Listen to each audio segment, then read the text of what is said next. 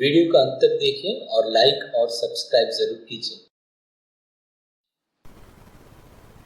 Question number 26। Government ने 100 peoples को एक ट्रेन एक्सीडेंट के बाद रेस्क्यू किया है, यानी बचाया है, और उनका एजेस को एक टेबल के फॉर्म में यह हमें रिकॉर्ड कर लिया है। तो हमें यहाँ पे इस क्वेश्चन में पता करना है मीन एज। टेबल में यहाँ में देखिए फर्स्ट कॉलम में एज इन ईयर्स है और सेकंड कॉलम यहाँ पर है नंबर ऑफ पीपल रेस्क्यूड, यानी इसका मीनिंग यह है कि 9 पीपल जो रेस्क्यू हुए हैं पहला में, ये 10 से 20 एज इनका था। 14 पीपल जो रेस्क्यू हुए हैं यहाँ में, उनका एज 20 से 30 के बीच में था। उसी तरह 15 पीपल जो रेस्क्यू हुए हैं उनका एज जो है 30 और 40 के बीच में आता है। इसी तरह यहाँ पे सभी चीज़ दिया हुआ है, यानी 6 पीपल ऐसे हैं जिनका एज जो है 70 और 80 के बीच में था। तो हमें यहाँ पे मीन एज पता करना है या माध्य आयु पता करना है।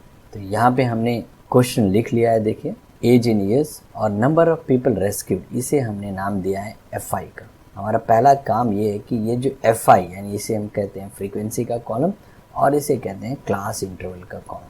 तो यहाँ में फ्रीक्वेंसी का कॉलम में जितने भी नंबर्स यहाँ में गिवन हैं, इन सभी को हम क्या करेंगे, ऐड करके इनका आंसर निकाल देंगे। तो पहला हमने लिख लिया है सिग्मा FI। इसका मीनिंग है कि ये FI कॉलम में जितने भी नंबर्स हैं उन सभी को ऐड करके लिखना है यहाँ पे आंसर। तो हम इस क्वेश्चन को स्टेप डेविएशन मेथड से सॉल्व करेंगे। स्टेप डेविएशन मेथड में आप जानते हैं कि x बार यानी मीन इक्वल टू होता है a प्लस एच यू बार और u बार इक्वल टू होता है sigma UI by sigma FI। तो हमारे पास सिग्मा FI का आंसर तो आ चुका है, अब सिग्मा UI का आंसर आना है। हमें उसके लिए UI कॉलम की ज़रूरत पड़ेगी और उसके बाद और एक कॉलम आएगा UI और FI का। तो यहाँ पे देख सकते हैं हमने यहाँ क्लास मार्क का कॉलम ले लिया है जिसे हमने डिनोट किया है XI से। तो क्लास मार्क कैसे निकालते हैं, बहुत ही सिंपल है। क्या करेंगे हम, ये लोअर लिमिट होता है, ये अपर लिमिट होता है, इन दोनों को ऐड कर लीजिए, यानी 10 + 20 कितना हो जाएगा 30, और उसे हाफ कर लीजिए डिवाइडेड बाई 2 तो कितना हो जाएगा 15। तो हमने लिख लिया ये 15।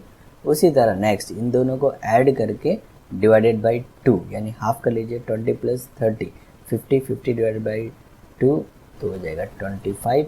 इसी तरह यहाँ में सभी कर लीजिए, देखिए लास्ट वाला 70 + 80 150 और 150 को आधा कीजिए 75। तो ये आ गया XI कॉलम यानी क्लास मार्क का कॉलम।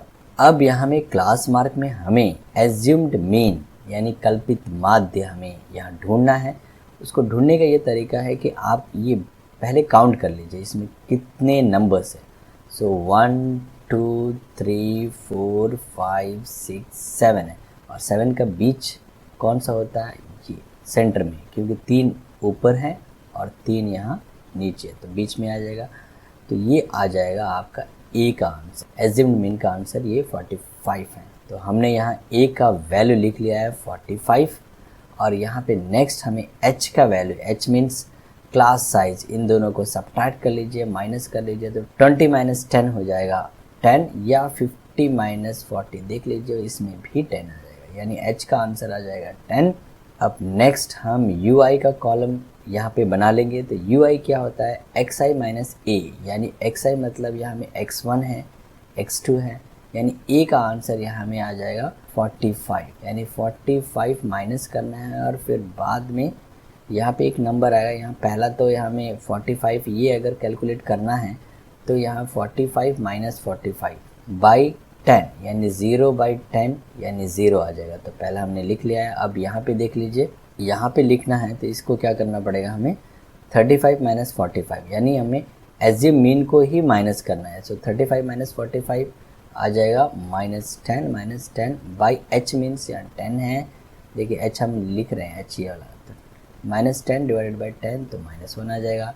यहाँ पे देख सकते हैं 25 - 45 ये होता है -20, -20 को H से डिवाइड करना है, हम ये सब्ट्रैक्ट कर रहे हैं पहले, उसके बाद H से डिवाइड करना है, यानी यहाँ पे आ जाएगा 10, सो आंसर आएगा -2। उसी तरह यहाँ पे भी आ जाएगा -3। नेक्स्ट यहाँ पे अब क्या करना है, आपको -45 तो हमेशा ही करना है। अब यहाँ में 55 आ गया तो 55 - 45 जो भी आंसर आएगा उसको H से यानी 10 से डिवाइड करना है, यानी 10 आएगा तो 10 डिवाइडेड बाई 10 1, उसी तरह यहाँ पे 20 डिवाइडेड बाई 10 यानी 2 आ जाएगा, या 30 डिवाइडेड बाई 10 तो 3 आ जाएगा। तो ये हमें करना है, ये बहुत ही आसान है, सिंपल मेथड यही है।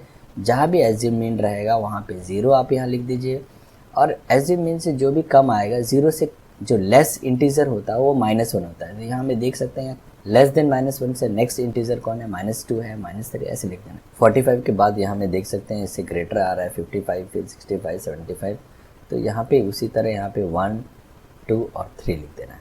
अब नेक्स्ट हमें UI और FI ये दोनों कॉलम को मल्टीप्लाई करना है, यानी 9 इंटू -3 ये -27 आ चुका है, 14 इंटू -2 ये आएगा -28, 15 इंटू -1 ये -15 हो जाएगा, 21 इंटू 0 ये आ जाएगा 0, 23 इंटू 1 आ जाएगा 23, 12 इंटू 2 24, 6 इंटू 3 आप देख सकते हैं 18 आ जाएगा। अब इन सभी को जो नेगेटिव नंबर्स इन सभी को ऐड कर लेंगे आप, और यहाँ पे भी इन तीनों को ऐड कर लेंगे। 70 ये नेगेटिव में आंसर है, यहाँ पे 23, 24 और 18 यहाँ पे देख लीजिए, यानी -70 + 65 तो आंसर आता है -5।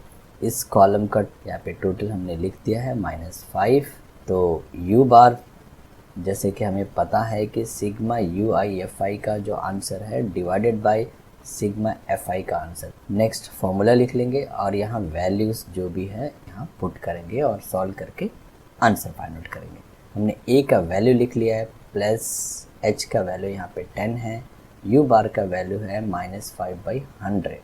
अब इसे सॉल्व करेंगे तो हमें मिलेगा 45 - 0.5, यानी 45 से जब 0.5 सब्ट्रैक्ट करेंगे तो मीन हो जाएगा 44.5। तो यही हमें पता करना था और बहुत आसानी से हमने ये पता कर लिया है। 27 क्वेश्चन नंबर ये है, इंट्रोडक्शन टू ट्रिग्नोमेट्री में प्रूव दैट। ये बहुत इंपॉर्टेंट क्वेश्चन है क्योंकि एक क्वेश्चन तो प्रूव दैट का आता ही है एग्ज़ाम में। तो ये सभी जो मैं आपको करवा रहा हूँ ये CBSE के क्वेश्चंस हैं। तो यहाँ पे हम पहले क्या करेंगे, LHS ले लेंगे और इसे सॉल्व करेंगे।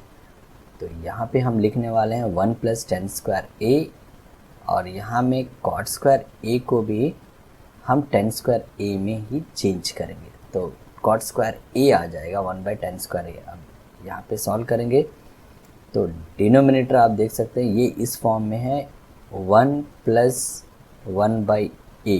तो ये होता है, हम सॉल्व कैसे करते हैं, A + 1/A। तो यहाँ पे A है tan² A, तो यहाँ पे आ जाएगा tan² A + 1/tan²A। अब इसे सॉल्व करेंगे हम, ये किस फॉर्म में है, A/B/C। तो हम इसे कैसे सॉल्व करते हैं, A × C/B।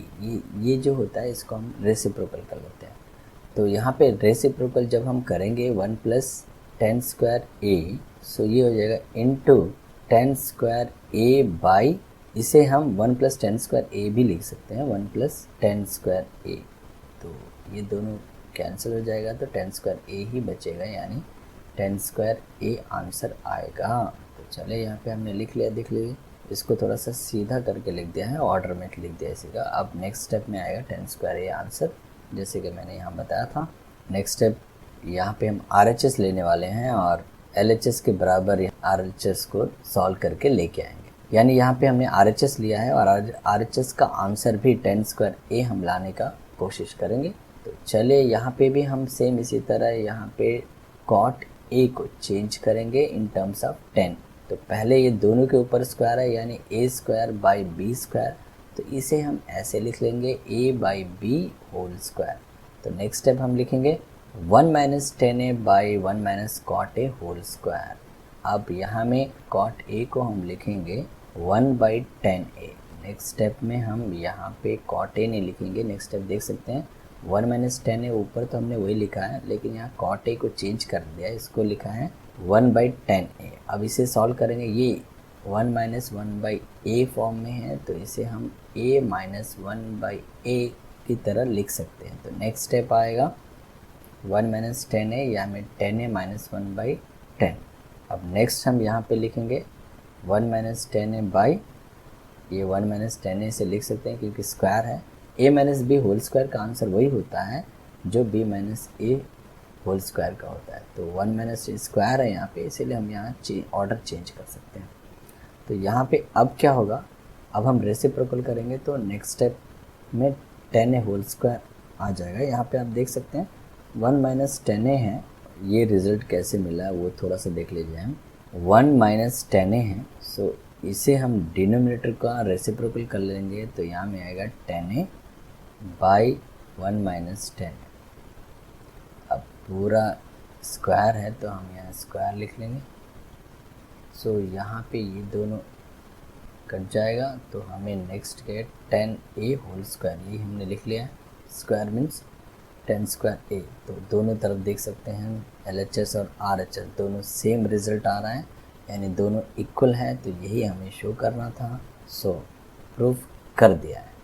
28, यहाँ पे एक हेक्सागन है यानी षटभुज है PQRSTU, जो एक सर्कल के बाहर बना हुआ है, यानी सर्कल इस हेक्सागन के अंदर बना हुआ।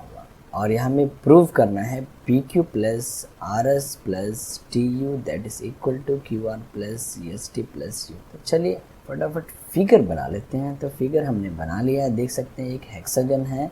तो यहाँ पे हम P देख सकते हैं एक्सटर्नल पॉइंट है, और यहाँ से P से दो टेंजेंट्स है, एक PA और PB। उसी तरह Q एक एक्सटर्नल पॉइंट है, यहाँ से भी दो इस सर्कल के ऊपर टेंजेंट है QB और QC।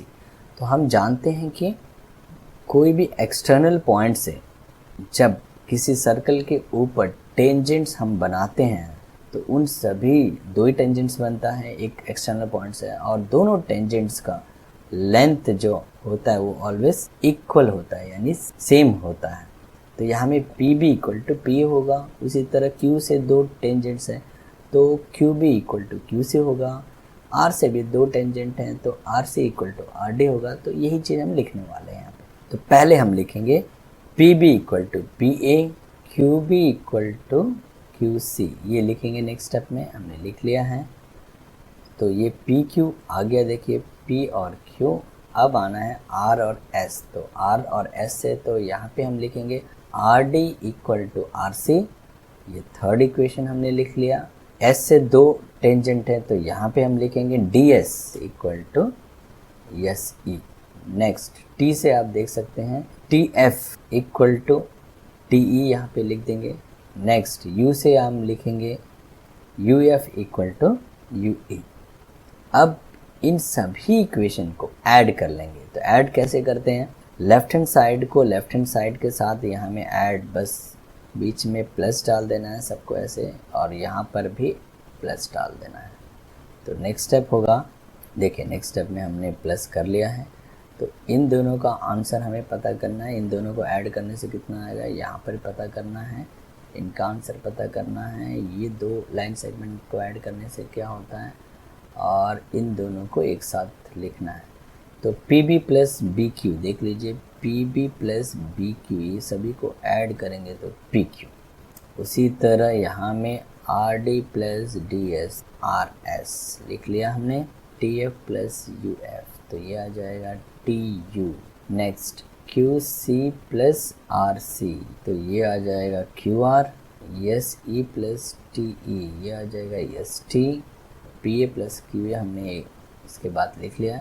अब इन दोनों को ऐड करेंगे तो UP आ जाएगा, यानी हमारा रिजल्ट देखिए आ चुका है PQ plus RS plus TU equal to QR plus ST plus UP।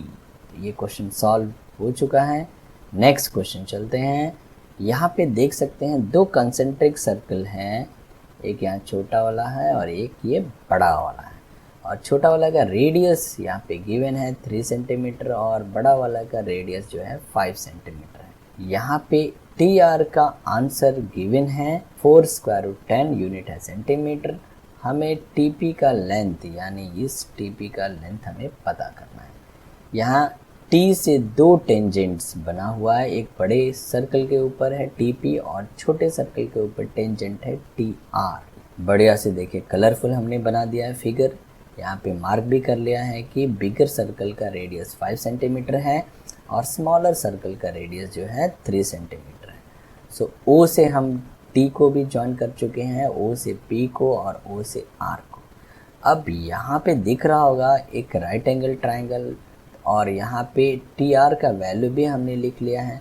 तो इस राइट एंगल ट्राइंगल में OTR में हम देख सकते हैं कि दो साइड्स का लेंथ ऑलरेडी पता है, तो हम यहाँ थर्ड साइड का लेंथ पता करेंगे बाय यूजिंग पाइथागोरस थ्योरम। चलिए लिख लेते हैं यहाँ पहले क्या क्या गिवन है। OR equal to 3 centimetre, OP equal to 5 centimetre, next TR equal to 4 square root 10 centimetre. अब हम यहाँ पे ट्राइंगल लेंगे और इस ट्राइंगल में दो साइड ऑलरेडी हमें पता है, तो थर्ड साइड हम by using Pythagoras theorem find out करेंगे। चलिए यहाँ में in right triangle OTR by Pythagoras theorem हम लिख सकते हैं OT स्क्वायर, देख सकते हैं ये OT ये है hypotenuse square equal to OR square perpendicular square plus base square. तो हमने यहाँ पे लिख लिया है। अब वैल्यू इन दोनों का हम लोग यहाँ रख लेंगे, तो वैल्यू हमने देख सकते हैं रख लिया है। अब इसे स्क्वायर करेंगे 3 का स्क्वायर और 4 स्क्वायर रूट 10 का स्क्वायर, तो आंसर मिलेगा हमें 9 प्लस 160। 9 और 160 दोनों को ऐड कर लीजिए तो आंसर आपको मिलेगा 169। सो OT स्क्वायर इक्वल टू 169, यानी 169 का स्क्वायर रूट हम यहाँ पे लिखेंगे तो OT इक्वल टू 13 सेंटीमीटर आ। तो यहाँ पे हमने मार्क कर दिया है कि OT यहाँ पे 13 सेंटीमीटर है और OP इक्वल टू 5 सेंटीमीटर। ये ट्राइंगल भी राइट एंगल ट्राइंगल है, तो यहाँ पे हमने लिख लिया है in right triangle OTP Pythagoras theorem apply करने वाले हैं। तो यहाँ में TP स्क्वायर देख सकते हैं, TP स्क्वायर इक्वल टू आएगा OT square minus OP square, यानी hypotenuse square minus perpendicular square. अब यहाँ वैल्यू रख लेंगे, तो हमने यहाँ वैल्यू रख लिया है।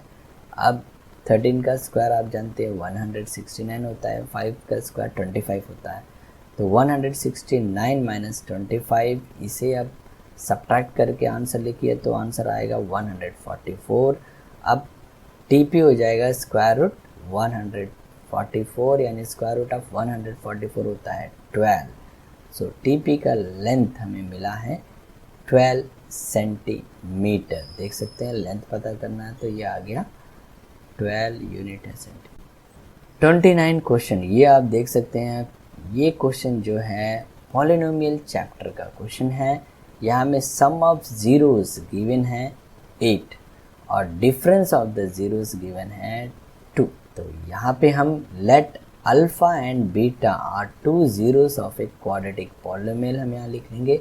अल्फा और बीटा, यहाँ पे अल्फा क्या है ग्रेटर देन बीटा है, यानी अल्फा का आंसर जो होगा वो बीटा का आंसर से बड़ा होगा। हमें यहाँ सम ऑफ जीरोस दिया है, यानी alpha plus beta equal to 8 और अल्फा माइनस बीटा यानी अल्फा डिफरेंस दिया है तो ग्रेटर माइनस स्मॉल, तो ग्रेटर यहाँ पे है कौन, अल्फा है, तो alpha minus beta equal to 2।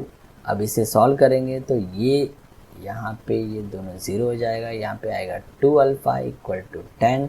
So alpha equal to 10/2, alpha equal to 10/2 यानी 5। तो यहाँ पे लिखेंगे अल्फा इक्वल टू 5। अब इस अल्फा का वैल्यू को हम क्या करेंगे, इक्वेशन 1 में सब्स्टिट्यूट कर देंगे तो ये आएगा 5 प्लस बीटा इक्वल टू 8 और बीटा इक्वल टू 8, ये उधर जाएगा तो -5 हो जाएगा, 8 - 5 यानी बीटा का वैल्यू हो जाएगा 3। अब अल्फा और बीटा दोनों मिल चुका है, अभी हमें क्वाड्रेटिक पॉलिनोमियल बनाना है। The required quadratic polynomial is x square minus sum of zeros means alpha plus beta into x plus product of zeros means alpha beta।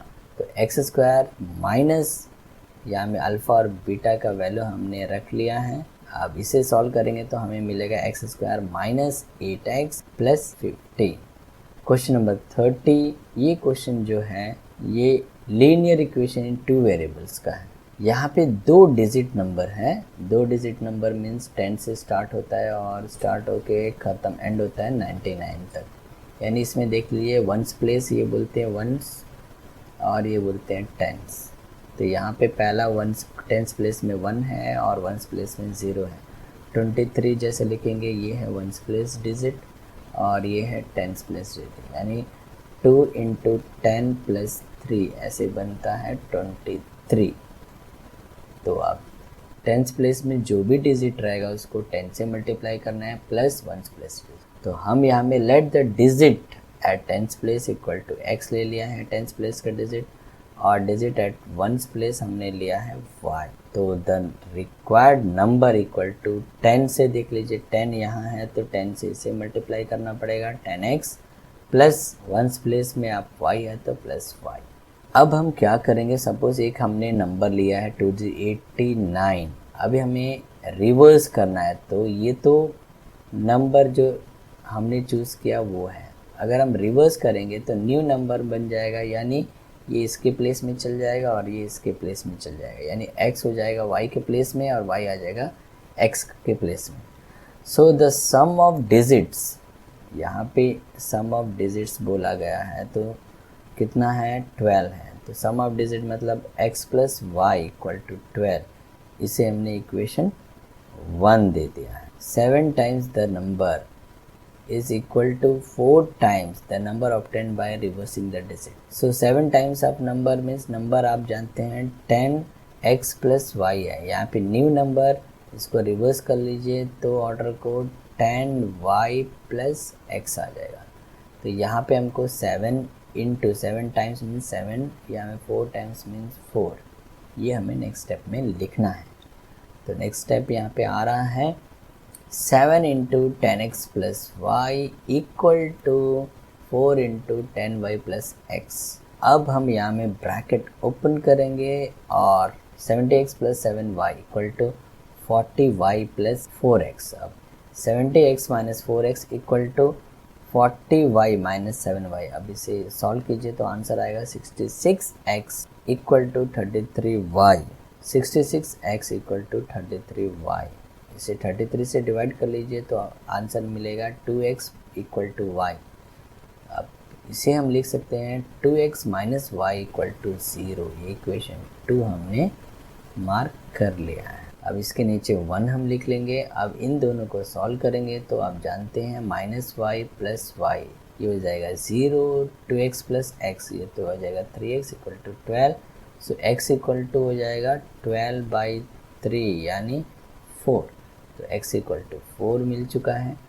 अब इस x इक्वल टू इक्वेशन 1 में substitute कर देंगे तो यहाँ पे आ जाएगा 4 plus Y equal to 12। So y equal to 12 minus 4 यानी 8। Has the required number is 10 into 4 plus 8 यानी 48। 30b बहुत बढ़िया क्वेश्चन है और ये आता है तो इसमें थोड़ा सा ट्रिक अप्लाई करना है, हमें सॉल्व करना है और x और y का वैल्यू यानी मान पता करना है। चलिए क्वेश्चन पहले लिख लेते हैं। लिख लिया, इसे मार्क कर लिया इक्वेशन 1 और इसे मार्क कर लिया इक्वेशन 2।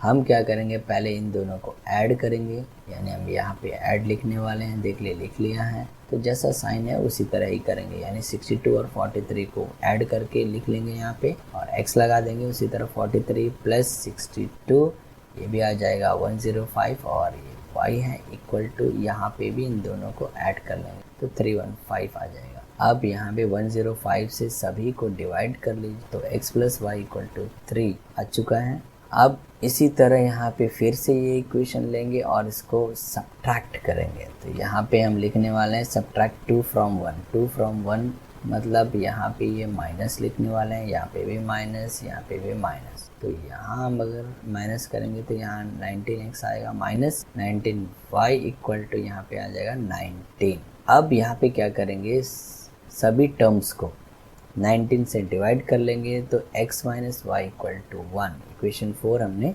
मार्क कर लिया है तो इसके नीचे हम इक्वेशन 3 लिख लेंगे।